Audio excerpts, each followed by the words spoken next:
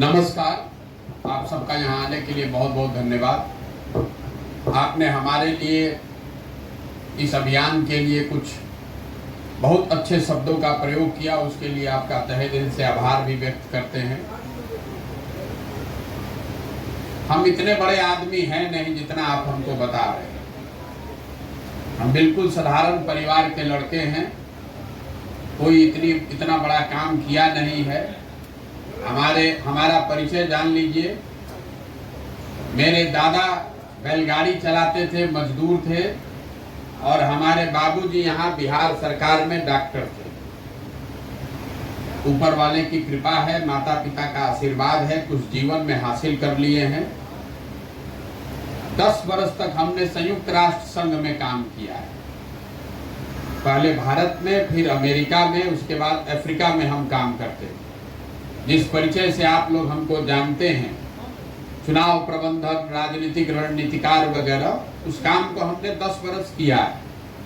2011 से लेके 2021 तक। हमारे पास चुनाव जिताने का कोई फार्मूला भी नहीं है। ये आपको या कई लोगों को, जो लोग यहाँ आ रहे हैं, इस अभियान से जुड़ रहे हैं, हमको इसका एहसास है कि उसमें बहुत सारे लोग इसलिए आ रहे हैं, उनको लगता है कि प्रशांत किशोर के पास चुनाव जिताने का कोई फार्मूला है। ये हाथ किसी तरह अगर हमारा पकड़ ले तो कल हम मंत्री विधायक बन जाएंगे। तो भैया, हमारे पास ऐसा कोई फार्मूला है नहीं। हमारे गुरुओं ने, हमारे माता पिता ने जो हमें सिखाया है कि जिस काम को लीजिए उसको पूरी ईमानदारी और शिद्दत से कीजिए। जो सफलता अगर जीवन में मिली है वो इसलिए मिली है कि जिस काम को लेते हैं उसको पूरी ईमानदारी और ताकत से करते हैं। अब अगर सोच कर आए हैं कि बिहार में समाज के लिए कुछ करना है, तो चाहे 1 वर्ष लगे कि 10 वर्ष लगे, चुनाव से इसका कोई लेना देना नहीं है। आप देख रहे हैं आज कोई चुनाव नहीं है। हम पिछले साल मई से यहाँ घूम रहे हैं, अक्टूबर से तो पैदल ही चल रहे हैं, और आपको एकदम विश्वास दिला रहे हैं चाहे इसमें 10 वर्ष लग जाए, इसको किए बगैर मानेंगे नहीं। आप में से बहुत सारे बैठे हुए लोग इस सोच, जिनको ये सोच अच्छी लग रही है, वो भी घर पर जाके कहता है बात तो ठीक है कह रहे हैं, लेकिन होगा तब न। वो तो ठीक ही बात है। 2011 में हम आए होंगे। 2011 में अगर आपसे हमसे मुलाकात हो गई होती और हमने आपको बताया होता कि चुनाव प्रबंधन करके कोई चीज शुरू होता है, हम इसको शुरू करेंगे, जितने बड़े दल नेता हैं वो हमसे सलाह लेंगे, हजारों लड़के उस पर काम करेंगे, और सलाह ही नहीं लेंगे उसके लिए बल्कि पैसा भी देंगे, तो लोग तो हंसता ही, कहता भैया इनका बात कोई क्यों मानेगा। हमारे बाबूजी ने कहा कि अरे, अब हमारे मदर को, हमारी माताजी को, हमारे पिताजी ने उस समय बताया कि तुम्हारा लड़का पागल हो गया, अच्छा खासा नौकरी कर रहा था, छोड़ के कहाँ चला आया, ये तो कोई सुनेगा ही नहीं। 2012 में सफलता मिली गुजरात के विधानसभा में, 14 में सफलता मिल गई लोकसभा के स्तर पर, देश के स्तर पर। फिर भी बहुत सारे लोगों ने कहा भाई इससे क्या होता है, ये तो मोदी जी का अपना प्रभाव है, भाजपा की ताकत है, हिंदुत्व है, इसलिए जीते हैं, इसमें प्रशांत किशोर क्या किए। सही बात है। फिर 15 में यहाँ लालू जी, नीतीश जी को जिता दिया गया, तो कुछ लोगों ने कहा कि अच्छा लगता है, कुछ तो जरूर जानता है, लेकिन ज्यादातर लोगों ने फिर कहा कि अरे भाई तो लालू जी नीतीश का जाति का समीकरण था, प्रशांत किशोर का इसमें क्या है। फिर पंजाब जीत गए, फिर तेलंगाना जीत गए, फिर आंध्र प्रदेश जीत गए, दिल्ली जीत गए, महाराष्ट्र जीत गए, तमिलनाडु जीत गए, बंगाल जीत गए। इतनी बार जीते, इतने अलग अलग जगह पर जीते कि जो बहुत बड़ा आलोचक है वो भी कह रहा है कि अच्छा कुछ तो जानते ही होंगे। किसी काम को जैसे ही अभी आपको भरोसा नहीं हो रहा, हम कितना भी कहें, हम घूम रहे हैं तो लोग, हम फिर आप आए हैं सुनने के लिए। यही सोच, ये इससे भी पवित्रता से अगर कोई इस प्रयास को कर रहा होता और हम उस आदमी ने 10-15 चुनाव नहीं जीता होता, तो लोग कहते कि पागल हो गया। 10-20 आदमी के घूमने से कहीं बिहार सुधरने वाला है। हमारे बारे में भी लोग पीछे यही कहते हैं, कह रहे इनको घूमने दीजिए, इनके घूमने से कुछ होने वाला नहीं है। लेकिन हमने जो काम 10 बरस किया है उसका डर भी उसको है सोचता है कि अरे भाई कहीं कुछ कर दिया तो पता चला सब जमीन नीचे से खसक जाएगा, तो चल के इधर भी गमछा डाल देते हैं। आप यहाँ पवित्र सोच से हर व्यक्ति आया है, ये जरूरी नहीं है। किसी ने ठीक कहा, बात तो सब अच्छा ही करता है, कौन बात गलत करता है? हम भी अच्छी बात कर रहे हैं, आप भी अच्छी बात कर रहे हैं।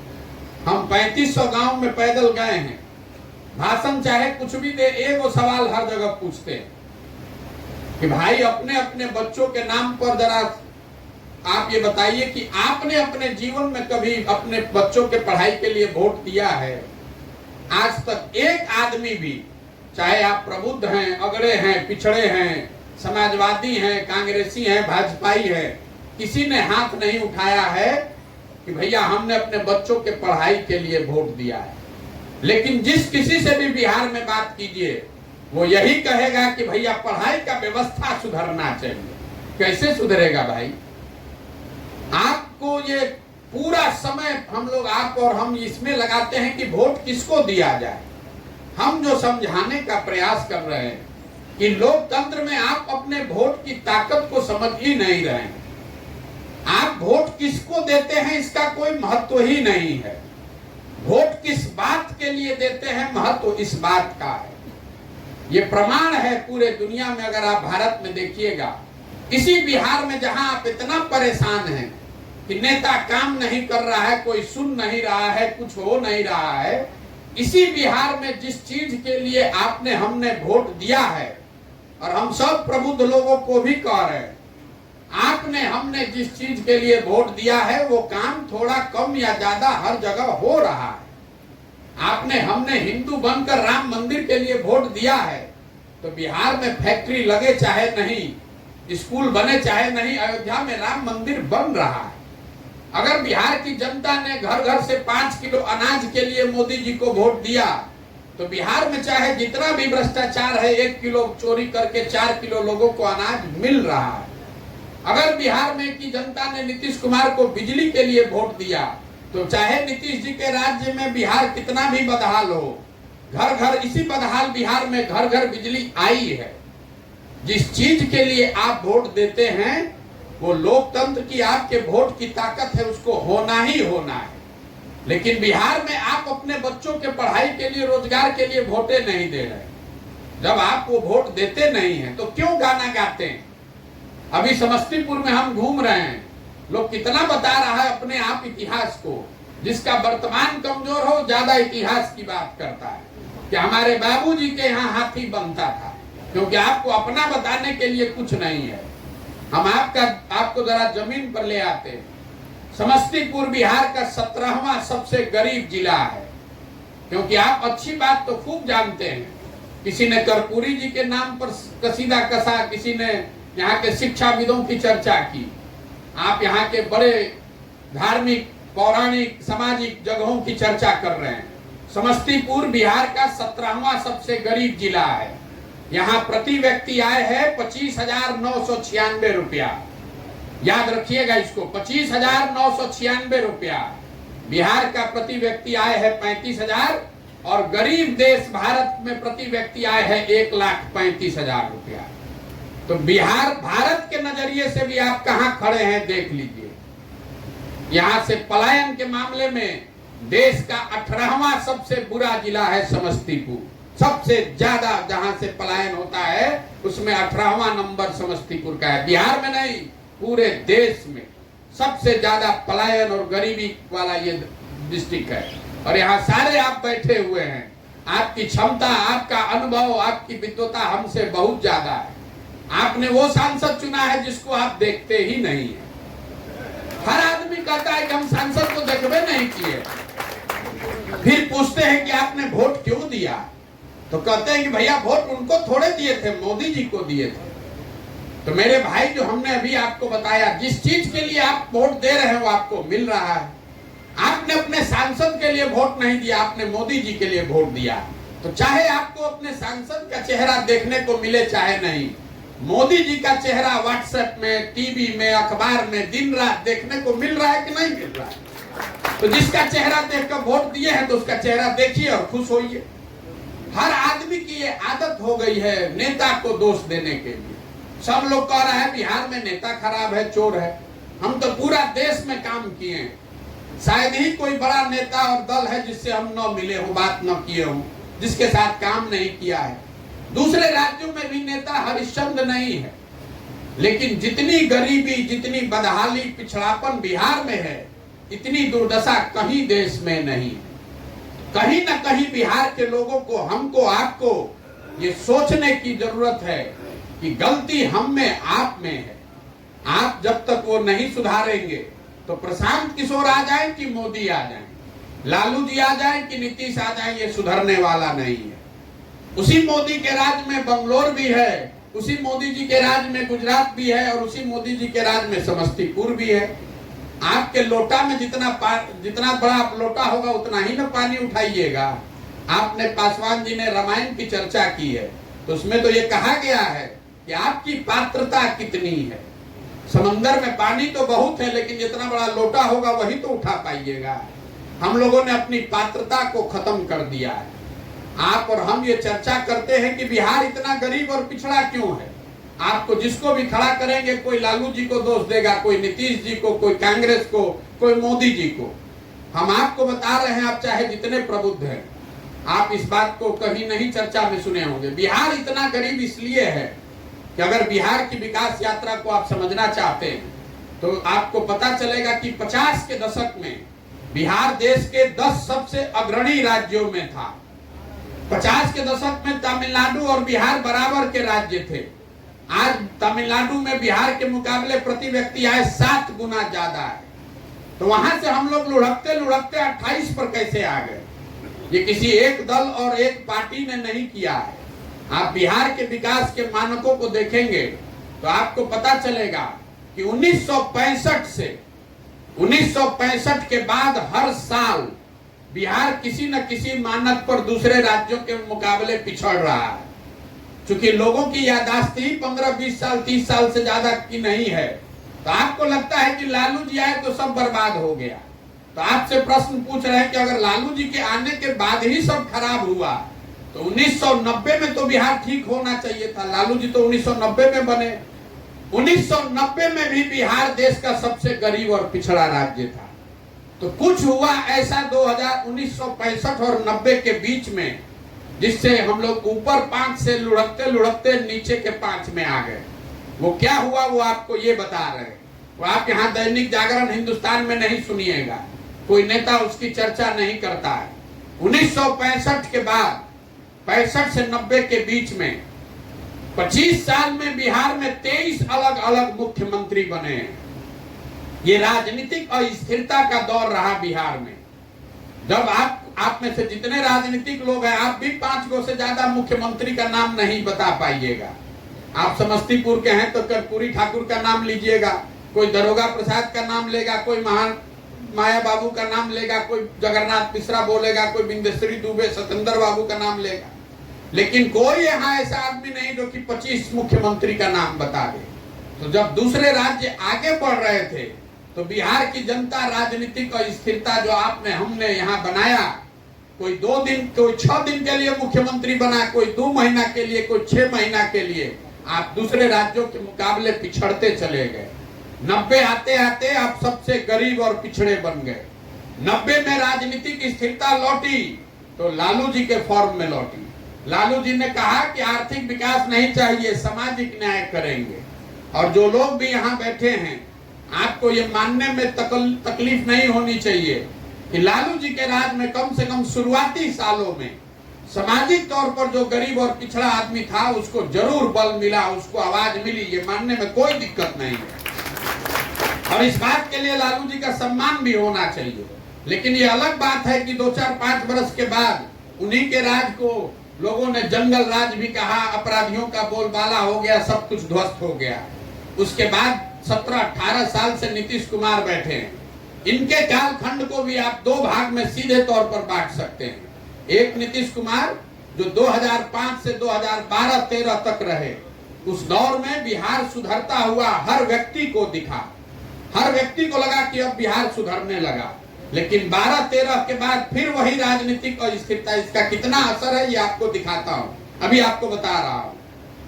नीतीश कुमार वही हैं, बिहार की व्यवस्था वही है, लेकिन इनके कालखंड में 2012 के बाद जो राजनीतिक अस्थिरता का दौर शुरू हुआ, तो नीतीश कुमार के रहते हुए ही इस पूरे 7-8 साल में कोई काम हुआ नहीं। अब आपको लग रहा है कि नीतीश जी का दूगो पलटने का आपको याद है। 2015 में नीतीश कुमार महागठबंधन बनाए, फिर एनडीए गए, फिर महागठबंधन में आए। ऐसी बात नहीं है। 2012 से नीतीश कुमार का ये सरकार का 6वां प्रयोग है, 6वीं सरकार बिहार में चल रही है। आपको लग रहा है कि बिहार में बदलिए कुछ नहीं रहा है। आप 6 अलग अलग सरकार नीतीश जी की कृपा से ये 6वीं सरकार देख रहे हैं। 12-13 में उन्होंने एनडीए का गठबंधन तोड़ा, वो पहला प्रयोग। 14 में अपना कुर्सी छोड़कर मांझी जी को बना दिए, दूसरा प्रयोग। फिर 14 के पार हुआ, 15 आते आते मांझी जी को हटाकर वापस खुद बन गए, वो तीसरा प्रयोग। फिर महागठबंधन के साथ चुनाव लड़े, 15 जीते, वो चौथा प्रयोग।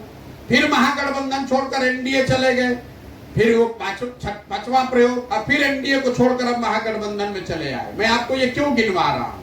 हमको नीतीश कुमार से मतलब नहीं है, ये आपको बता रहा हूं कि वही व्यक्ति, वही व्यवस्था।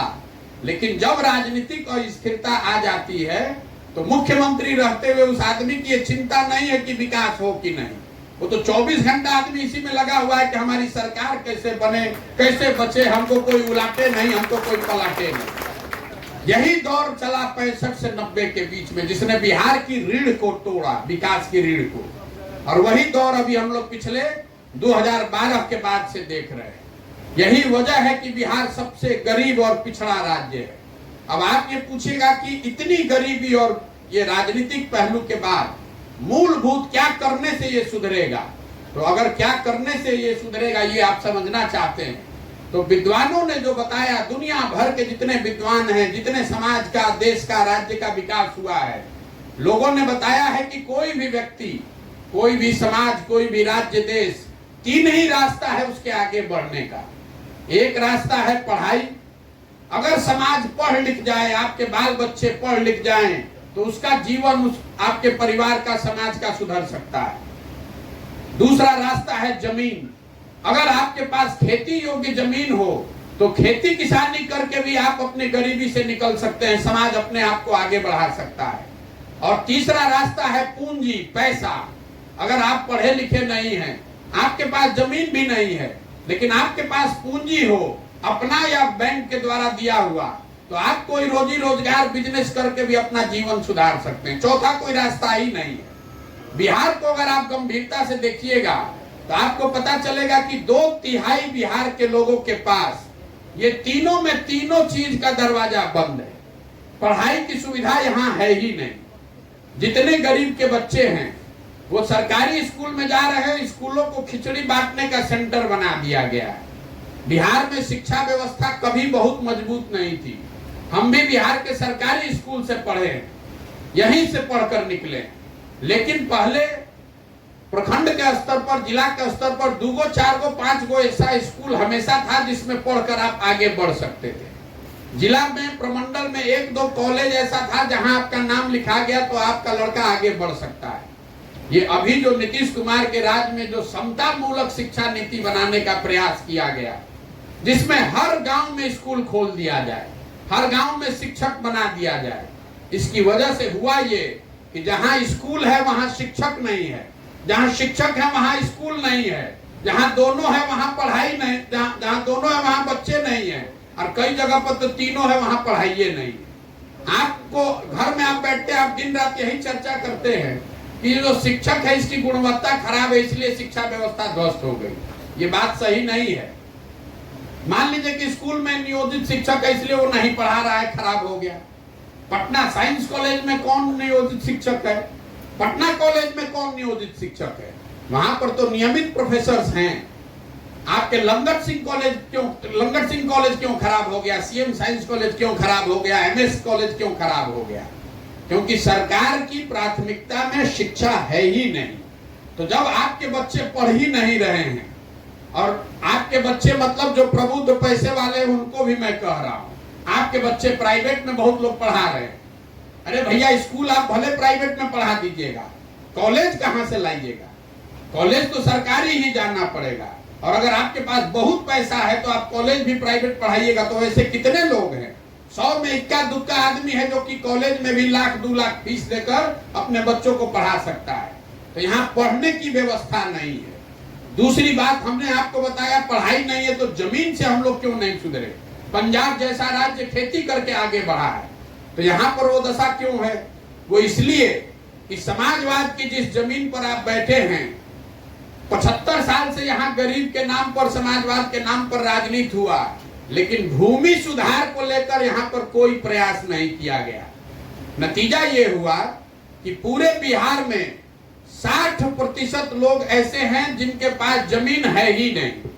समस्तीपुर का आंकड़ा है 61.5%, मतलब 100 में 60 आदमी के पास तो जमीन है ही नहीं, भूमिहीन है। जो 40 बच गया जिसके पास जमीन है, उस 40 में 35 आदमी ऐसा है जो 2 बीघे से कम का मालिक है। तो जो यहाँ पर खेती वो लोग करते हैं, हम लोग, अंग्रेजी में शब्द है सब्सिस्टेंस फार्मिंग, खाने वाली खेती।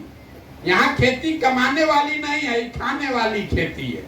आप खेत में वही उपजा पाते हैं कि आपका और आपके बाल बच्चे का पेट भर जाए, कमाने का उससे जुगाड़ नहीं है। सरकारी आंकड़ा बताता है कि 100 में सिर्फ 4 किसान ही बिहार में ऐसे हैं जो खेती से कमाई कर रहे हैं।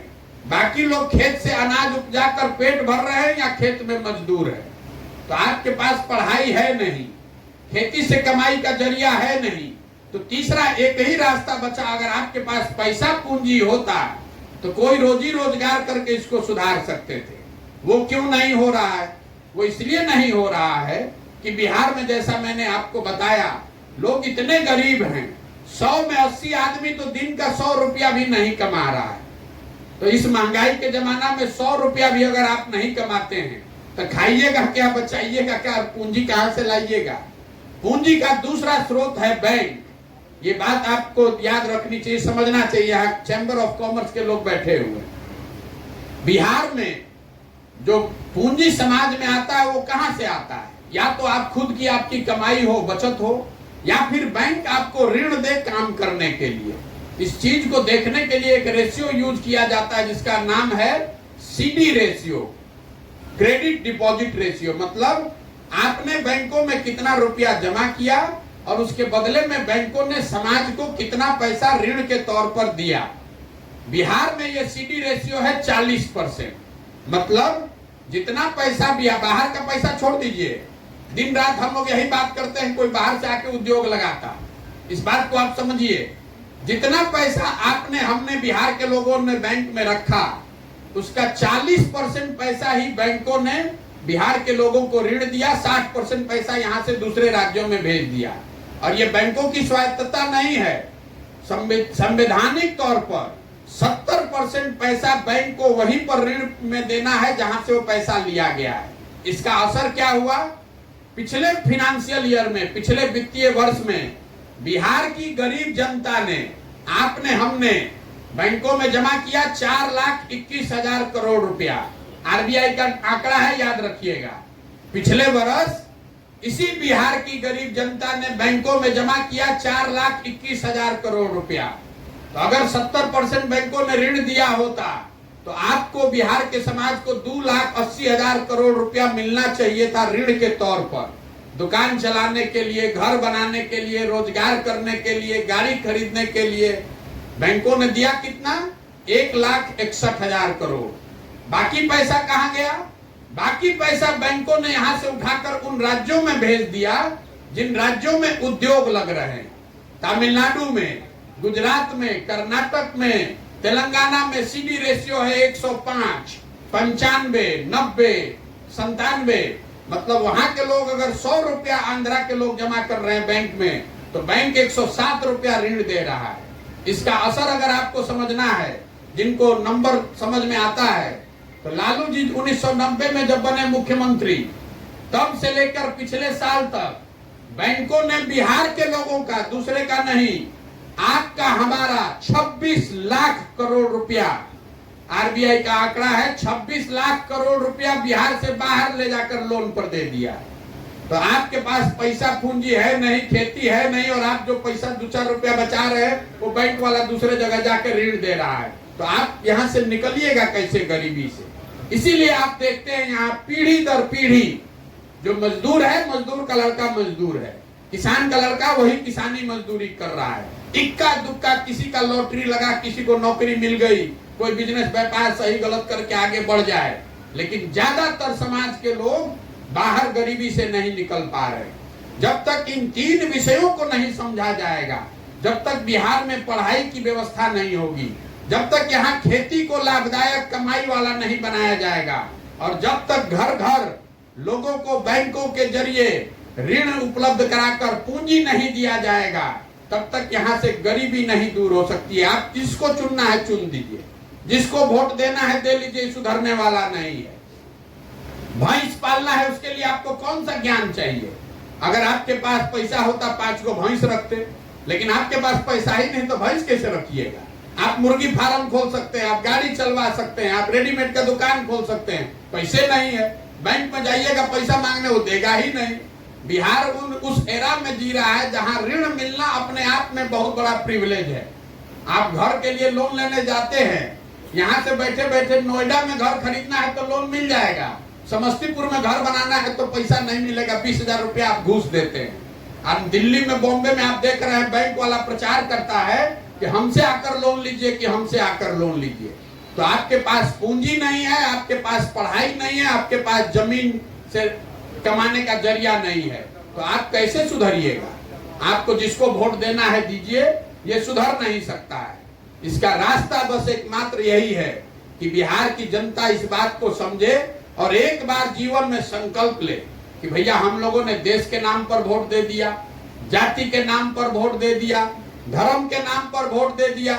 हम लोगों ने 40 वर्ष कांग्रेस को देख लिया, 15 वर्ष लालू को देखा, 17-18 साल से नीतीश को देख रहे हैं, 10 वर्ष से मोदी जी को भी देख रहे हैं।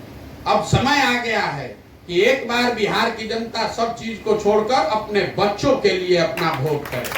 तो जन सुराज का एक ही आपसे हाथ जोड़कर अनुरोध है, हमको आपका वोट नहीं चाहिए। हम वोट मांगते ही नहीं, हमारे पास दल है नहीं, हम नेता है नहीं। हम गांव गांव पदयात्रा इसलिए कर रहे हैं कि लोगों को ये बताएं कि अगर आप अपने बच्चों की चिंता नहीं कीजिएगा, अपनी चिंता नहीं कीजिएगा, तो कोई दल, कोई नेता आपकी चिंता नहीं करेगा। न मोदी जी की है, न कांग्रेस और न प्रशांत किशोर करेंगे। हम आएंगे तो हम भी आपको ठगेंगे। अगर आप सजग होइएगा तभी ये सुधार हो सकता है, और उसका एक ही पैमाना है, वोट जिसको देना है दीजिए, लेकिन वोट अपने बच्चों के लिए दीजिए। यहाँ जितने लोग आप आए हैं इसमें 70% आदमी भाजपा को वोट दिया होगा, मोदी जी को वोट दिया है। हम 2014 में मोदी जी का प्रचार कर रहे थे, 2011-12 में आप में से आधा आदमी मोदी जी को जानता भी नहीं होगा। आज हम ही से आदमी झगड़ा करता है कि आपको नहीं मालूम है देश का विकास मोदी जी से ही होगा। हम आपके सामने एक बात बता रहे हैं, मोदी जी के आने से विकास होगा कि नहीं, इस बहस में मत पड़िए। व्हाट्सएप पर पढ़ पढ़ के आप लोग बहुत सब ज्ञानी हो गया है। मोदी जी 10 वर्ष से प्रधानमंत्री हैं और आपको ये खुली चुनौती दे रहे हैं, जाकर इंटरनेट, व्हाट्सएप सब अपना इस्तेमाल कीजिएगा। मोदी जी 10 वर्ष से देश के प्रधानमंत्री हैं, अभी 10वां भाषण दिए हैं 2 दिन पहले लाल किला से।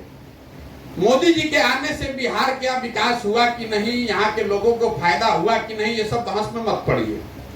मान लीजिए कि भाई जो कह रहे हैं वो उन्होंने किया, लेकिन 10 वर्ष में मोदी जी ने बिहार के विकास के लिए एक बैठक किया हो, एक बैठक, काम नहीं, एक बैठक किया हो, इसका हमको प्रमाण, एक खबर दिखा दीजिए। हम कल से मोदी जी का झंडा लेकर चलने को फिर से तैयार हैं। जिस प्रधानमंत्री ने, जिस नेता ने बिहार के लिए 1 घंटा समय नहीं निकाला एक बैठक करने के लिए, इसी जातियों में बटे हुए बिहार में और किसी को वोट दे चाहे नहीं, मोदी जी के जात का कोई बिहार में नहीं रहता है। इसी बिहार के लोगों ने जाति धर्म से ऊपर उठकर मोदी जी को वोट दिया है। 40 में 39 MP आपने जिताया है मोदी जी के नाम पर। उस आदमी को 10 वर्ष में 1 घंटा का समय नहीं मिला कि बिहार के विकास के लिए एक बैठक करे कि भाई जिन लोगों ने हमें जिताकर भेजा है, ये देश के सबसे गरीब, सबसे पिछड़े, सबसे ज्यादा प्रताड़ित लोग हैं, कम से कम एक कमीशन बनाए, एक बैठक करें कि इस राज्य को कैसे बाहर निकाला जा सकता है गरीबी से। होता नहीं होता छोड़ दीजिए, इतना तो हम लोग इतना भर भी वोट नहीं दिए हैं, एक बैठक भर भी वोट नहीं दिए हैं हम लोग। और गलती ये नहीं है कि अभी तक क्या हुआ, हम लाइए लिख कर दे देते हैं। अभी 6 महीना के बाद चुनाव होगा, जितने लोग आप यहाँ बैठे हैं बड़ी बड़ी बात कहेंगे, आप फिर उछल उछल के जाके आप और हम कमल को ही वोट दबाइएगा। तो गलती मोदी जी की नहीं है, गलती आपकी हमारी है। मोदी जी को भी पता है। आप बताइए, रोज आप पढ़ते हैं मोदी जी इतना स्ट्रॉन्ग लीडर हैं, किस उद्योगपति को मोदी जी कह दें कि भैया तुमको यहाँ चीनी मिल लगाना है, उसका हिम्मत है कि कह देगा कि नहीं लगाएंगे? किसी का दम है? मोदी जी क्यों नहीं कह रहे हैं? इसलिए नहीं कह रहे हैं कि उसको मालूम है उनको कि भैया बिहार की जनता को ये नहीं चाहिए। आपने अपने वोट की कीमत ही लगाया है 5 किलो अनाज, आपने अपने वोट का कीमत लगाया है कि भैया मोदी जी का चेहरा चमकता रहना चाहिए। तो जब आपको जरूरत ही नहीं है तो हमको काहे के लिए रोज घेर के कह रहे हैं कि भैया ये फैक्ट्री चलवाइए? जहां जाइए आदमी यही कहता है, ए भैया ये पेपर मिल बंद है, ए भैया ये चीनी मिल बंद है। तो कोई नेता आपको एक के बार में ठग सकता है? आप तो बार बार ठगा रहे हैं। पहले बाबूजी ठगे, उनके भाई आ गए, भाई के बेटा आ गए, आप उन्हीं को वोट दिए जा रहे हैं। तो जब आपको अपनी चिंता ही नहीं, अपने बच्चों की चिंता नहीं है, तो मोदी जी आए कि प्रशांत किशोर आए, जो आएगा वो आपको ठगेगा। इसीलिए ये प्रयास कर रहे हैं। हमने दल नहीं बनाया है, गांव गांव जाकर हाथ जोड़कर आपको समझा रहे हैं, जगिए, एक बार संकल्प लीजिए। नहीं तो जैसे आज बिहार के लोगों को पूरे भारत में बिहारी कह के गाली दिया जाता है, अपमानित किया जाता है, वैसे वो आपके बच्चों को भी वही सहना पड़ेगा। आज आपको, आपके हमारे बच्चों को कोई तमिलनाडु में मार रहा है, कोई आपको बॉम्बे में मार रहा है, वो दिन दूर नहीं है जब उत्तर प्रदेश और मध्य प्रदेश में भी बिहार के लोगों को मारा जाएगा। तमिलनाडु के आदमी को बिहार के आदमी से क्या झगड़ा है? कोई झगड़ा नहीं। हम वहां 2 बरस काम किए। झगड़ा ये है कि तमिलनाडु में मजदूरी है 600 रुपया, अब बिहार का गरीब आदमी जाता है वो 400 में काम करने शुरू कर देता है।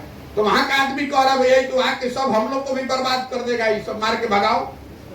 दूसरे राज्य आगे बढ़ रहे हैं और अगर आप और हम पीछे छूटते जाएंगे तो हम लोग के बच्चों का क्या दशा होगा? लेकिन यहाँ किसी को उसका चिंता नहीं। यहाँ के लोगों को इतनी राजनीतिक समझ है, यहाँ से बैठे बैठे पुलवामा पाकिस्तान दिख रहा है। मोदी जी का अमेरिका में कितना स्वागत हुआ ये आपको दिखता है, पाकिस्तान चाइना में क्या हो रहा है ये आपको दिख रहा है, लेकिन अपने बच्चों के पैर में चप्पल नहीं है किसी को नहीं दिख रहा। आपका दशा सुधरेगा कैसे? यही बताने के लिए कह रहा हूं। अंतिम आदमी जब सब कुछ निरुत्तर हो जाता है तो कहता है भैया सब बात से सहमत, हमारे पास विकल्प नहीं है। विकल्प क्या है ये बताइए? तो भैया अगर विकल्प नहीं है तो विकल्प आप बनाइए। किसने रोका है आपको विकल्प बनाने से? तो लोग कहते हैं कि विकल्प इसलिए नहीं बना रहे हैं कि हमारे पास साधन नहीं, पैसा नहीं है, चुनाव कैसे जीतेंगे, राजनीति बड़ा गंदा है। तो ग्रीस में एक बहुत बड़े दार्शनिक हुए थे, प्लेटो। प्लेटो ने आज से 500 साल पहले बताया कि जिस समाज में अच्छे लोग राजनीति में नहीं आते हैं तो समाज को इस बात के लिए तैयार रहना चाहिए कि कोई मूर्ख आदमी उनका राजा बनकर उन पर शासन करेगा। अभी कुछ लोग जो पहले के वक्ताओं ने बताया कि राजनीति में हम नहीं आते हैं, तो नहीं आते हैं इसीलिए जो जितना मूर्ख है वही आपका राजा है। अगर आप और हम नहीं राजनीति में आएंगे, अगर आप और हम वो हिम्मत नहीं करेंगे, तो जो समाज का गिरा पड़ा मरा रिजेक्ट माल है वही तो जाएगा वहां। और आप ये कह रहे हैं कि आप इसलिए नहीं आ रहे हैं कि आप तो सज्जन आदमी हैं, आपके पास पैसा नहीं है, आपको ये समझ नहीं है कि चुनाव कैसे जीता जाएगा, बाहुबल नहीं है, धन बल नहीं है। तो आपको हम जन सुराज के माध्यम से न्योता दे रहे हैं, जन सुराज दल नहीं है, आपको आमंत्रण दे रहे हैं कि आप आइए। अगर आप नया विकल्प बनाना चाहते हैं तो पैसे का चिंता मत कीजिए, संसाधन का, व्यवस्था का चिंता मत कीजिए। अगर आप में वो जज्बा है, आप अपने बच्चों के लिए नया बिहार बनाना चाहते हैं, तो सारी चिंता अपने भाई, अपने बेटे प्रशांत किशोर पर छोड़िए, लेकिन अपने बच्चों के लिए खड़ा तो होइए। आप खड़ा भी नहीं होइएगा अपने बच्चे के लिए तो हम आपकी मदद कैसे कर देंगे? जो हमको जानता है उसको मालूम है कि जिस आदमी का हमने हाथ पकड़ा है वो चुनावे नहीं हारा है। इस बार संकल्प लेकर आए, किसी दल और नेता का नहीं, बिहार की जनता का हाथ पकड़ने आए, चाहे समय जितना लगे। हर गांव से ऐसे लोगों को ढूंढ कर निकालने के लिए पैदल पैदल चल रहे हैं। मैडम ने पूछा कि आपके सही आदमी का पैमाना क्या है। हमारे पास कोई ऐसा यंत्र नहीं है कि हम देखकर बता दें कि कौन सही है कौन गलत है। लेकिन आप जरा समझिए, हम गांव में जाकर पूछते हैं कि 100 में एक आदमी भी अच्छा समाज में बचा है कि नहीं बचा है। अगर 100 में एक आदमी भी बिहार में अच्छा बचा हुआ है तो 13 करोड़ की आबादी वाले में कितना आदमी हुआ? 13 लाख। अगर 1 लाख भी आदमी सामने खड़ा हो जाए तो उसी से पूरा बिहार बदल सकता है। और जहां तक बात है कि कौन आदमी सही है, तो इसमें नारा में लिखा हुआ है सही लोग। ये मजबूत लोगों को ढूंढने का अभियान नहीं है। हमने 10 साल राजनीति को नेताओं से, दलों से डील किया है। राजनीति में आप और हम मजबूत आदमी को ही सही मानकर आगे बढ़ाते हैं। इसी के पास पैसा है, इसी के पास साधन है, इन्हीं के पास 2000 आदमी है। मैंने देखा कि मजबूत को आप जिता भी दीजिए तो सही होने का गारंटी नहीं है। इसलिए ये जो अभियान है, ये मजबूत आदमी को ढूंढने का अभियान नहीं है। समाज जिसको सही मानता है उसके पीछे संसाधन व्यवस्था लगाकर उसको मजबूत बनाया जाए, क्योंकि सही को मजबूत बनाया जा सकता है, मजबूत को सही बनाने का गारंटी नहीं है। तो हमारे पास सही का कोई पैमाना नहीं है। सही का पैमाना समाज है। आप अपने किसी मोहल्ले में, किसी गांव में बैठ जाइए, 10 आदमी बैठेगा डाइनिंग टेबल पर और आपसे पूछेंगे कि आपके मोहल्ला में सबसे अच्छा आदमी कौन है। आधा घंटा चर्चा में आप अपने आप बता दीजिएगा कि कौन 2 अच्छा आदमी है। लेकिन फिर कहिएगा ये अच्छा आदमी है लेकिन तो जीतेगा नहीं ना। वो जीतने का चिंता छोड़िए, आप पहले जो 2 है उसका नाम बताइए। हमारी भूमिका कुम्हार की है, हम इसके नेता नहीं हैं।